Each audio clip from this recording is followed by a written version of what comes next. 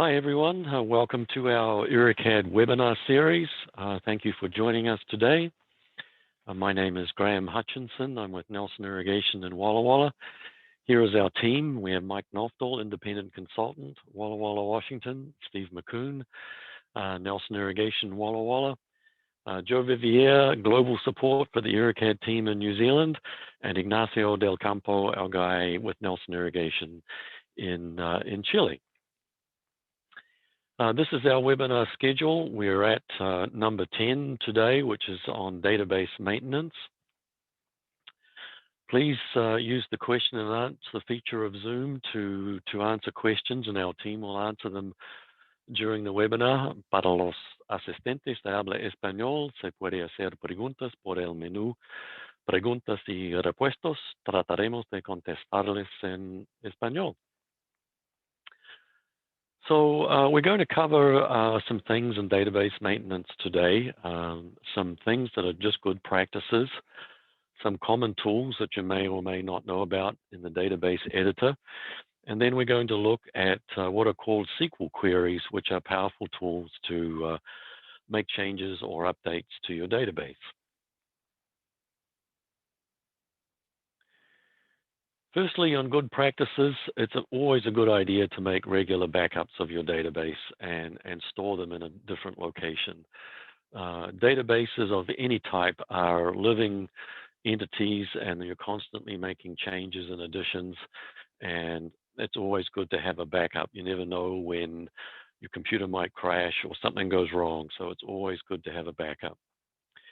Another thing that we will talk about is the concept of having unique warehouse codes for every item in the database.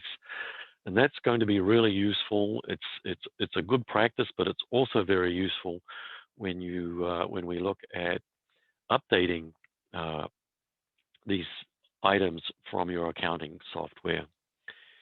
Another very important thing that we've mentioned in the database is to have relative pipe pricing. Pipe pricing doesn't necessarily need to be active, but it does need to be relative. So the cost of, say, 2-inch pipe relative to 4-inch pipe is very important. If your 6-inch pipe is cheaper than 4-inch pipe, IRRICAD's going to use a lot of 6-inch pipe. Along with that, it's always very, very important to have accurate hydraulic parameters. Internal diameters for pipes, coefficients for valves and sprinklers, because this is the data that IRRICAD uses to do the calculations, and if the data is not correct, then the design will not be correct.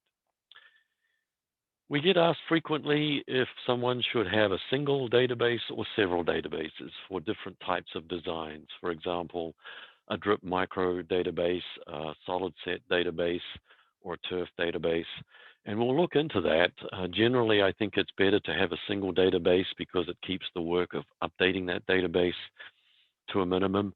But we'll look at some things that allow you to very rapidly configure the database for your different designs.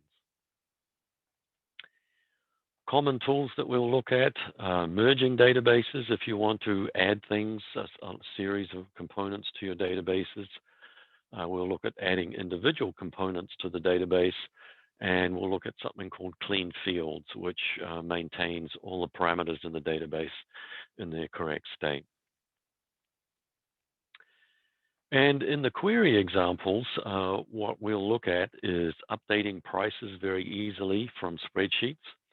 We'll change pipe usage as an example, so that if you're doing a drip micro database with a click, you can have all the pipes flagged that you want for that database. And when you change to a solid set database, again with a click, you can set up all the pipes flagged correctly for that database.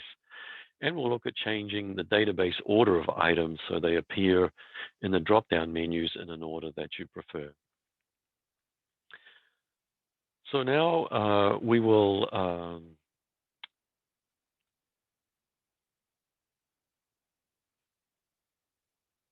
look at the database in general. And we should be seeing a blue window screen. Are we seeing a blue window screen or a white screen? I think we're still in your PowerPoint, it looks like. Okay. How does that look? There you go. Okay, thank you. So we're going to open up the database editor and open up the what I've called as the tutorial database. And let's go down to, say, the 1-inch pipe, and we'll look at some of the parameters here. Here's the warehouse code, and that's the code that should be unique for every item in the database. So that one's very important. And if it's the same as the code that you have in your accounting software, that's even better. This here is a label, which is very useful, and it's used to label things on the plan. Sometimes the default for the label is the description of the item, and that's a very long label to put on the plan. You can have a shortened label here and configure the labels to use this. Here is our internal diameter, very, very important. And here is our cost, wholesale, and retail. The IRRICAD has the ability to add a margin on wholesale or a discount on retail. Personally, I think it's better to have those both the same and relative to what you might sell a system at, and have them updated from your accounting software every now and then.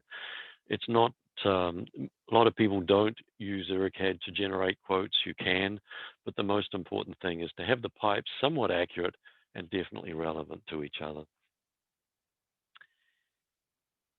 If we look at the list of outlets, we can see that we have our Nelson rotators listed in our big guns.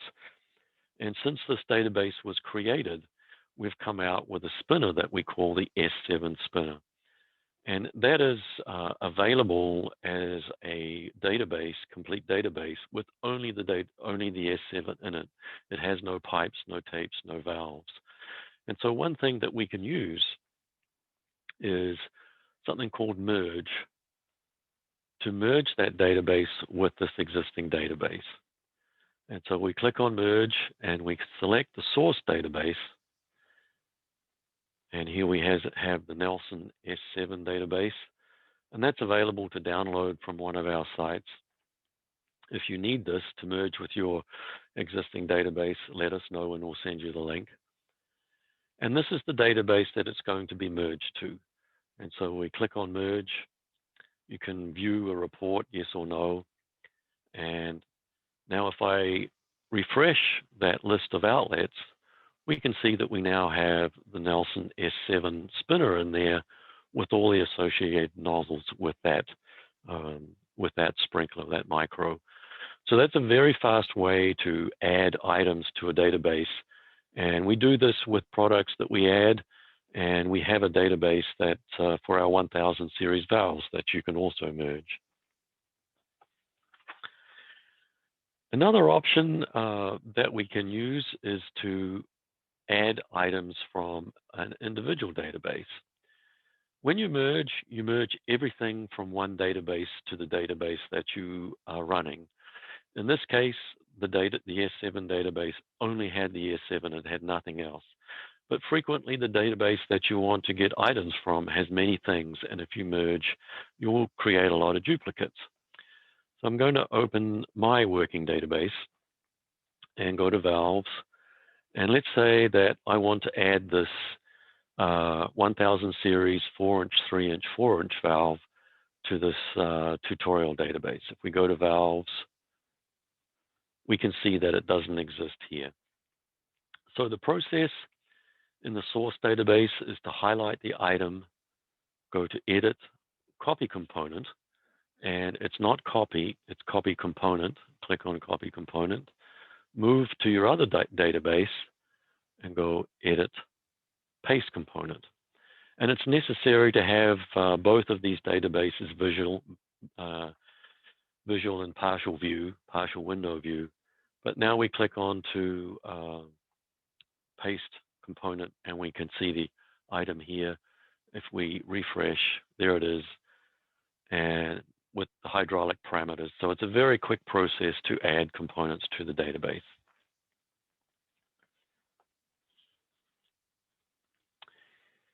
So we'll close this database, and we have our tutorial database that we've merged the S72 and we've added a valve, good practice is to use something called tools and clean fields. And what this does is it checks all the parameters in the database and makes sure that the character lengths are correct and everything's correct. Sometimes when you import things either through the processes that we've just done or through queries, some of the character lengths are not correct. We can run clean fields and it goes through and verifies everything and fixes anything that is incorrect. So that's a good process to do. We'll close the database and we'll save the changes.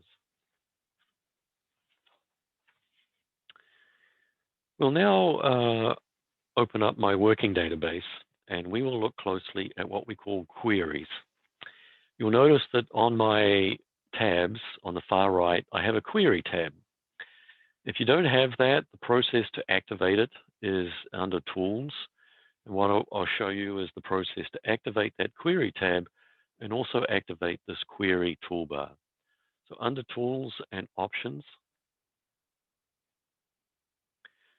there is a Show Query tab. Check here. And if you check that, the query tab should show up in your database.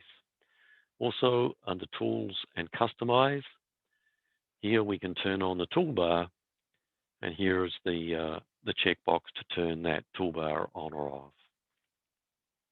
So that's how to activate the queries. Think of queries as database tools. In CAD, you have drawing tools to draw lines and circles, and you see the tools and you click on the tools. What you don't see is the code behind them. And with queries, we're going to see both. If I activate a query, for example, show pipe types, here we see the query, the tool that you're going to activate, and here we see the code that's generated that query. So this code can get complex. Don't be daunted by the code, just focus on the tool. There are people out there with experience in writing these queries, and we can certainly help you too. You'll find that you'll develop just a few queries, and you'll use those ones over and over again, and really you just action them from this list of queries that you'll have. So let's look at the pipe tab, and you'll notice that I have many pipes in my database, PVC, polyethylene. I have some PIP pipe. I have even quite a selection of HDPE pipe in metric sizes.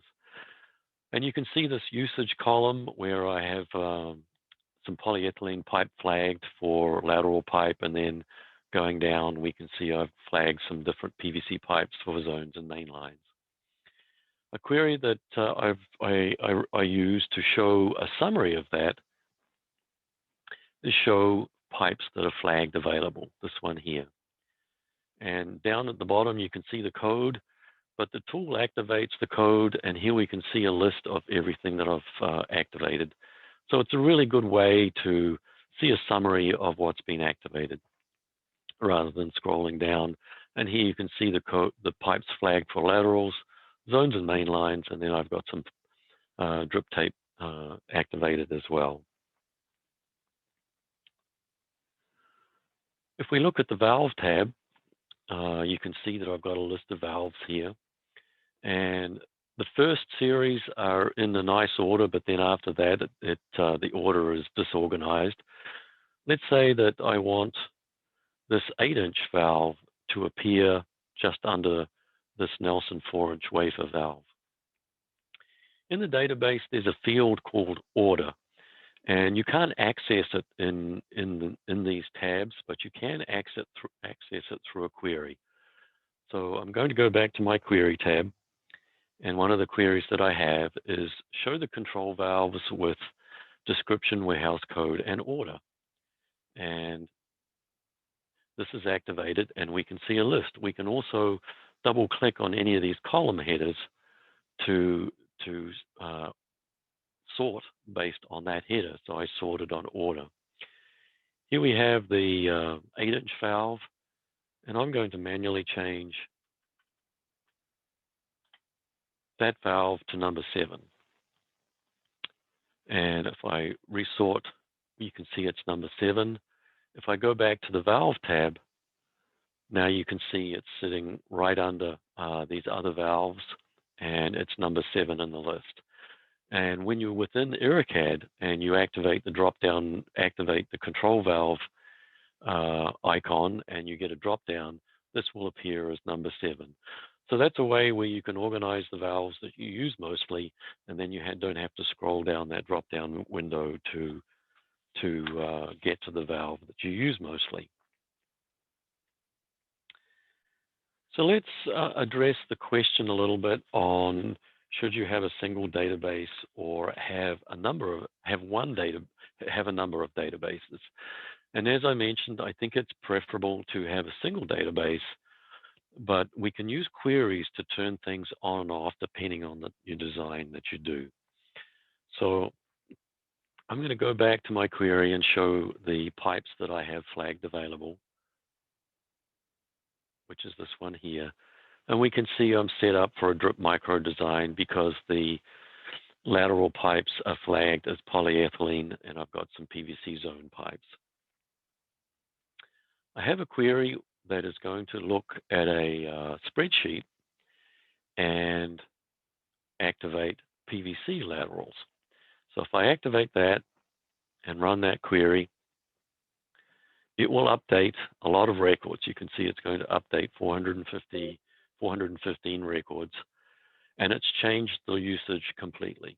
I can go back to pipes, and here you can see the polyethylene has disappeared in usage.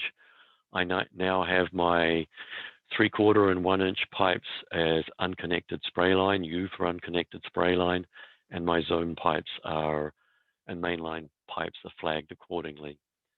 And we can again use the query to show flags available, and it will give us a summary. So 3/4 inch and 1 inch PVC are flagged as unconnected spray line, and then we have our zone and mainline pipes flagged available.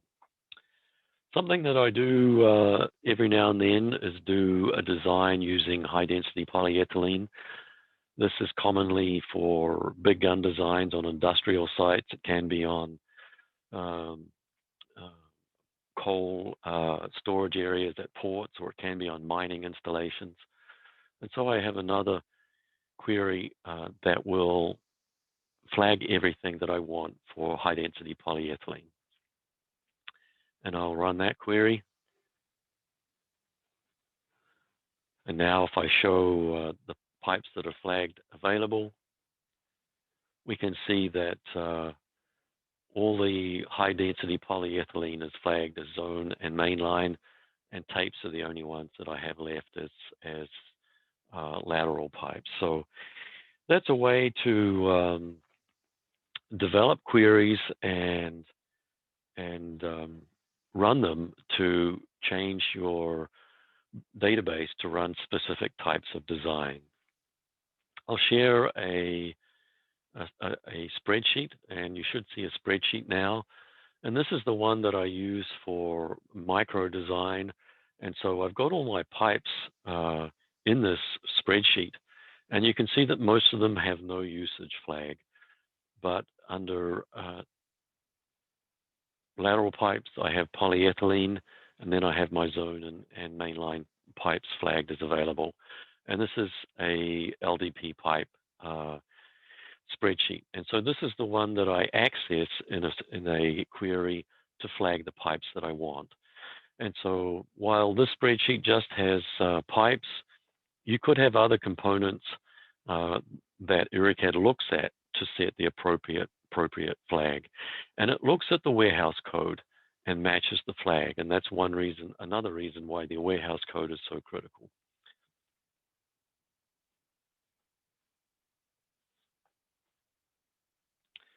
So I'll show you another spreadsheet, and this is a spreadsheet that is the price of PVC tees. And I downloaded this. This is from a Spears website, and it had the manufactured recommended price list. And so I set up 2 columns for wholesale and retail, which is what IRRICAD used, and I just set a multiplier of 50%. I don't know if that's correct or realistic, but for this exercise, that's what I did. And so these are prices based on that recommended retail price.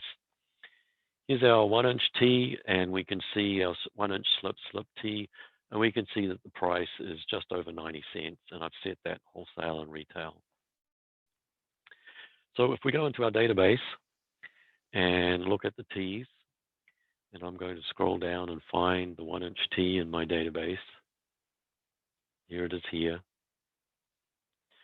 You can see that I have 25 cents wholesale and resale for that tee. And I haven't updated my database prices for quite a while, so I don't know if they're realistic or not, but that's the prices that I have at the moment. So now I'm going to run a query, and this is a query that you could run. You could export a spreadsheet from your accounting system that has warehouse code and price, and it could cross multiple databases across pipes, valves, tees, elbows, fittings. It doesn't need to be specific to part of the database. And I'm going to update the prices for my PVC tees. So I'll run that query. It's going to update a number of records and then show them. And so these are the prices. These are the prices that it has updated. If I go back to my tee database and open up the 1-inch tee, we can see that the database price is now just over 90 cents for that tee. So that's a really fast way. You could update thousands of items from your accounting software in exactly the same time that it took to update those 60-odd items that I did. So that's a pretty brief view of some of the tools in database maintenance.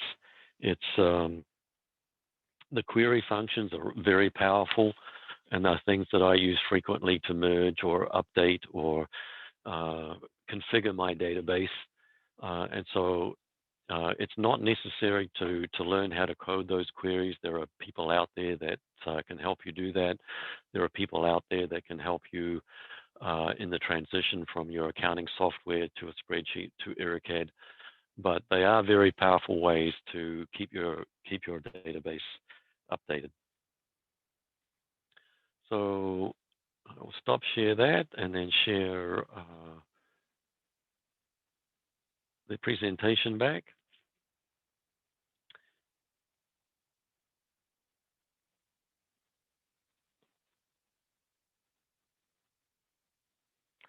And so let us know if you have any questions on that. Our next webinar will be in 2 days' time, this Thursday, February the 4th, and it will be on multiple water supplies and adding pumps into systems. And so we look forward to seeing you there, and we hope that these webinars have been useful to you. So bye for now.